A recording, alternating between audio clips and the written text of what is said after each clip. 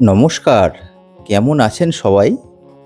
Travel টেলে আপনাদের সবাইকে স্বাগত জানাই।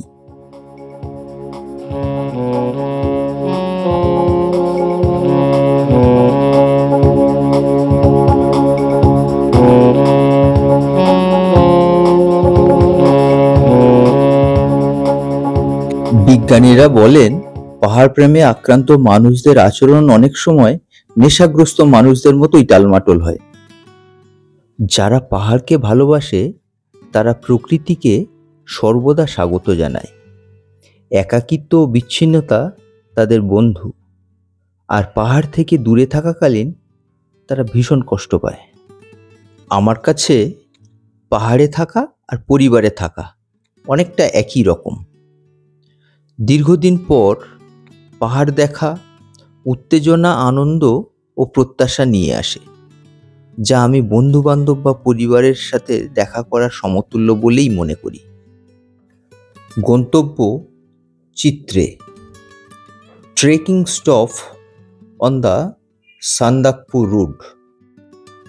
আর রাস্তা হলো দুটি দেশের সীমানা, অর্থাৎ ভারত ও নেপালের বর্ডার।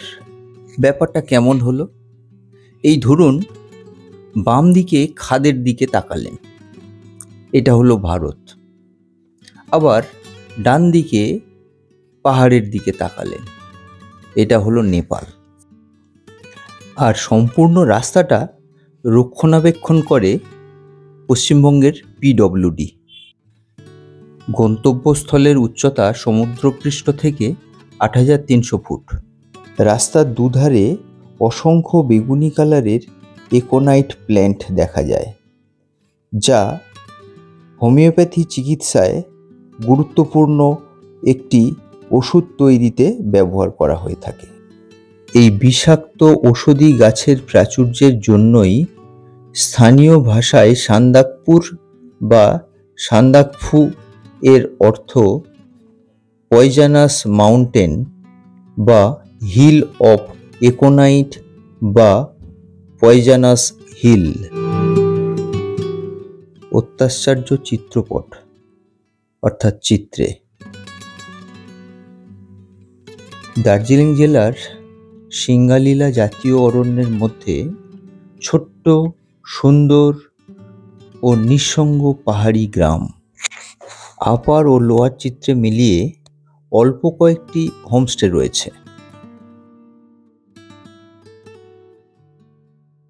মনোরম প্রাকৃতিক দৃশ্যের আনন্দ নিতে নিতে আমরা একটু চিত্রে পৌঁছানোর জন্য কেমন খরচ হতে পারে বুঝে নেওয়ার চেষ্টা করি।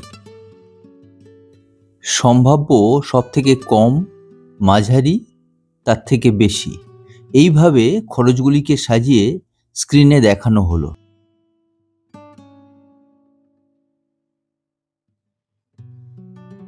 প্রথমে মানেভঞ্জনে এসে বেলা 2টোর আগে চেকপোস্টে যেতে হবে।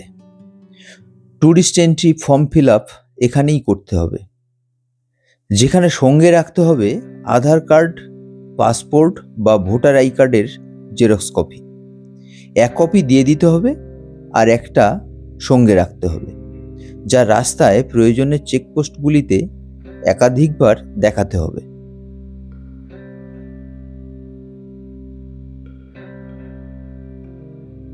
এরপর Singalila land rover owners welfare অ্যাসোসিয়েশনের বুকিং কাউন্টার থেকে গাড়ি বুক করুন।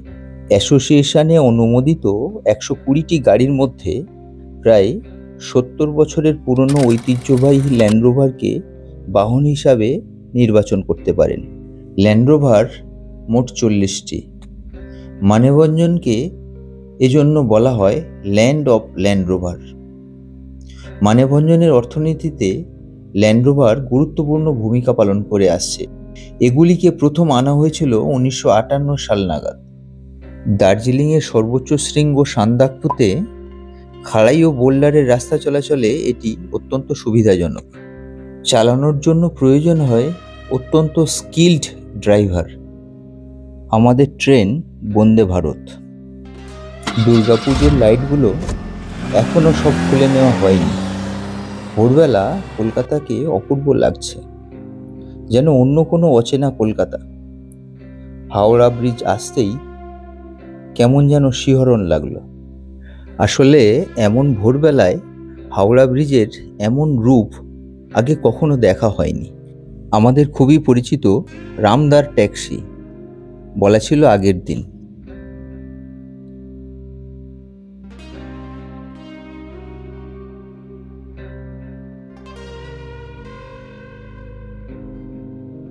ট্রেন নম্বর 22,301 হাওড়া থেকে ছাড়ার সময় ভোর 5:55। তাই ভোর ভোর বেরিয়েছিলাম।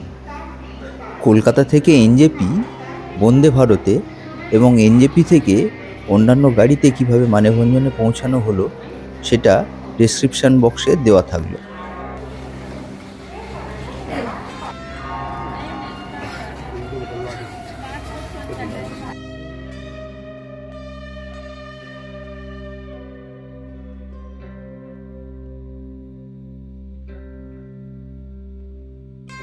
সুপ্রিয় দর্শক মণ্ডলী, অধিকাংশ তথ্য দিয়ে আপনাদের সামনে ভিডিওটি তুলে ধরার চেষ্টা করলাম।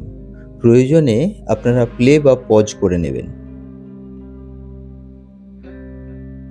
দুটোর পর মানেভঞ্জন এসে গেলে মানেভঞ্জনেই অথবা যোগুবাড়িতে একটা রাত থেকে যান, কারণ এরপর সিঙ্গালীলা ন্যাশনাল পার্কে প্রবেশ নিষেধ।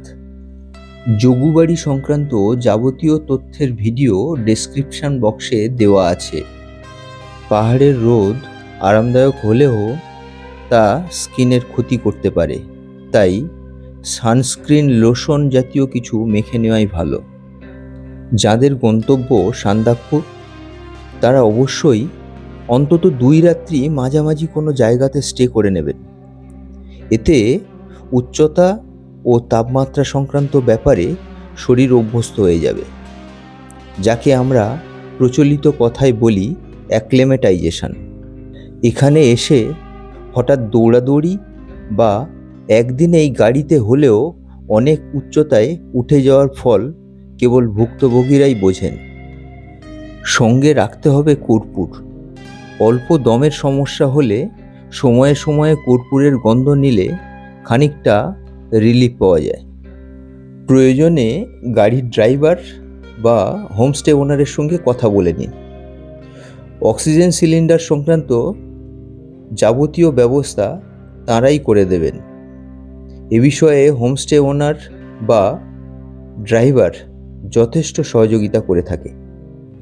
অ্যাক্লেমেটাইজেশন ও ভিউ পয়েন্টের জন্য আমরা চিত্রে ভিউ পয়েন্ট হোমস্টেতে 1 রাত ছিলাম।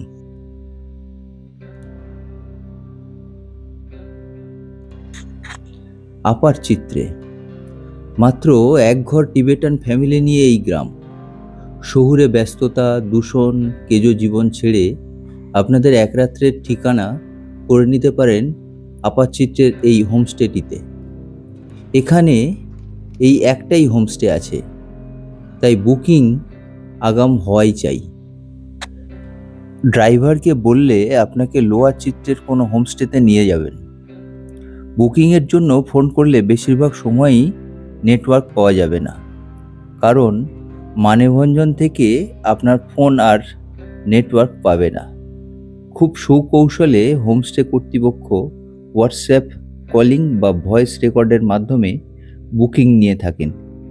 এখানে আসার আগে হোয়াটসঅ্যাপ মেসেজ, হোয়াটসঅ্যাপ কলিং ও ভয়েস মেসেজ করে বুকিং কনফার্ম করবেন।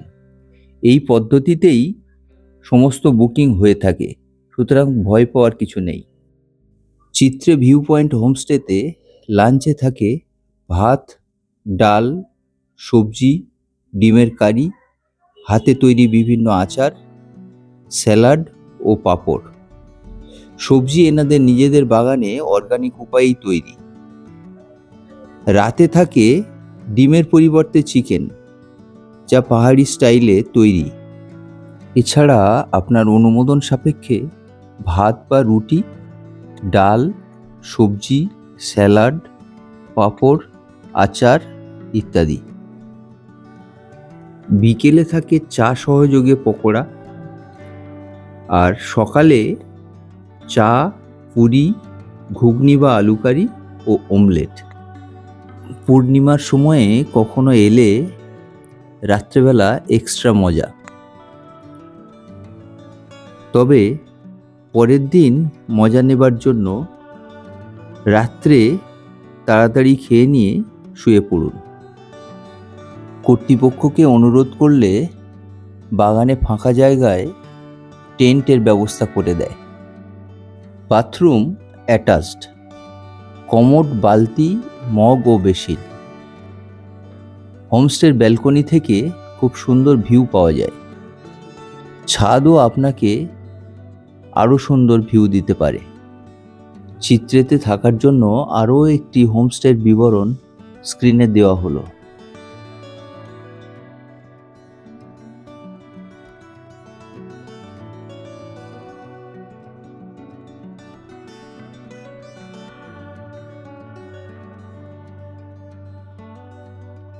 (1910) সালে তৈরি ওল্ড বুদ্ধিস্ট মনাস্ট্রি এবং সঙ্গে আশ্চর্য করে দেওয়া কাঞ্চনজঙ্ঘার সাদা চাদরে মোড়া চূড়াগুলি মনকে মাতিয়ে দিল।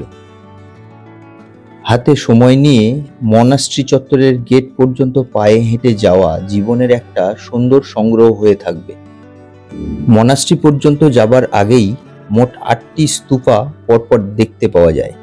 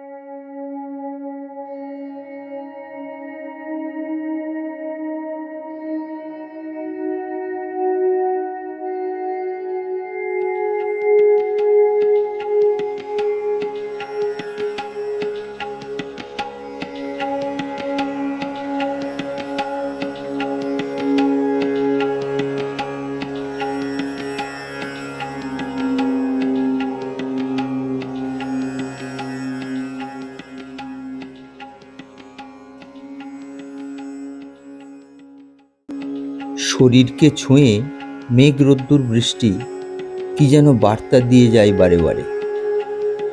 মনে হচ্ছে এখানের রোদ্দুর দুষ্টুমি ভরপুর। থেমে গেলে বৃষ্টি, মেঘ যায় বহুদূর। চেয়ে থাকি আকাশে, ভিজে ভিজে বাতাসে, মন কয় নিজেকে একা একা তুলি সুর। ওই আসে রোদ চোর, মেঘেদের ঘন ঘোর।